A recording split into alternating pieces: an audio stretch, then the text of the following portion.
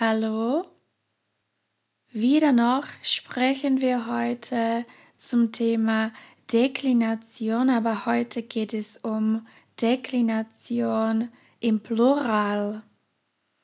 Opäť sa budeme dnes baviť o skloňovaní, ale tentokrát pôjde o skloňovanie v množnom čísle.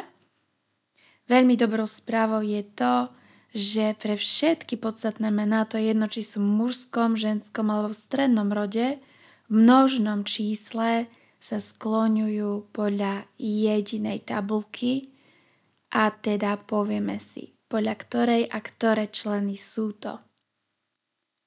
Opäť budeme v 4 pádoch: nominatív, genitív, dátív, akuzatív. No a členy pre množné číslo sú die, der, den a die. Ešte raz. Die, der, den, die. Rýchlejšie. Die, der, den, die. Ak si nevieš pomôcť, nájdi si troška paralelu v ženskom rode. Tam sú členy die, der, die. V množnom je rozdiel iba v 3. páde. Die, der, den, die. To len taká malá pomocka, mne to dosť pomohlo, keď som sa to učila. No a poďme si to dať v kontextuálnych príkladoch. Poďme na to. Nominatív. Pýtame sa na ňo klasicky. Kto čo? Ľudia idú na prechádzku. Die Leute gehen spazieren. Die Leute gehen spazieren. Zvieratá behajú v parku. Die Tiere laufen im Park. Die Tiere laufen im Park. Stoličky sú pohodlné. Die Stühle sind bequem. Die Stühle sind bequem. Genitív. Pýtame sa na ňo v nemčine čí, čia, čie. Slovenská otázka by mohla byť aj koho, čoho. Domy ľudí sú veľké. Die Häuser der Leute sind groß. Die Häuser der Leute sind groß. Farby zvierat sú rôzne. Die Farben der Tiere sind unterschiedlich. Die Farben der Tiere sind unterschiedlich. Nohy stoličiek sú z dreva. Die Beine der Stühle sind aus Holz. Die Beine der Stühle sind aus Holz. Datív. Pýtame sa na ňo komu čomu, prípadne na priestor kde. Veľmi dôležitá poznámka. V množnom čísle v datíve sa pridáva aj n k podstatnému menu, pokiaľ ho to samotné podstatné meno už neobsahuje. Čiže napríklad, ak by sme mali slovko die Flaschen v nominatíve, tak v datíve je tiež iba den Flaschen. Poďme na príklady. Pomáha ľuďom rád. Er hilft den Leuten gern.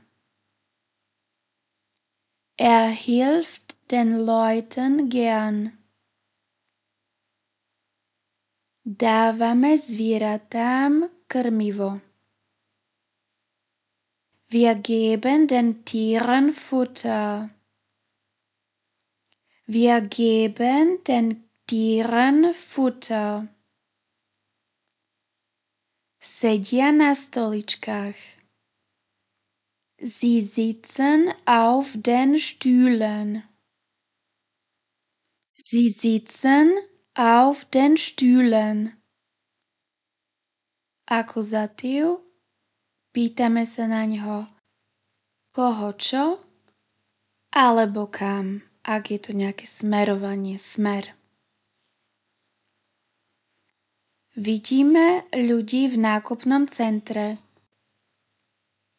Wir sehen die Leute im Einkaufszentrum. Wir sehen die Leute im Einkaufszentrum. Krmia zvieratá v útulku. Sie füttern die Tiere im Tierheim. Sie füttern die Tiere im Tierheim. Postavím stoličky do miestnosti. Ich stelle die Stühle in den Raum.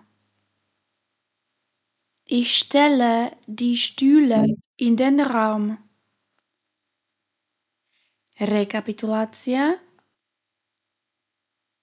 Nominatív. Die Leute. Genitív. Der Leute.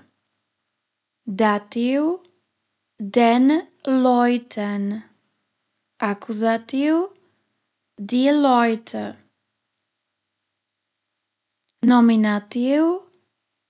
Die Tiere. Genitív. Der Tiere. Datív. Den Tieren. Akuzatív. Die Tiere. Nominatív. Die Stühle. Genitív. Der Stühle. Datív. Den Stühlen. Akuzatív. Die Stühle. Členy sú teda ešte raz die, der, den, die. Die, der, den, die. Tak, dúfam, že zase to bude o čosi jasnejšie a že už máme konečne prehľad o všetkých tabulkách, čo sa týka skloňovania podstatných mien. Viel Spaß beim Deutschlernen und bis nächstes Mal. Tschüss.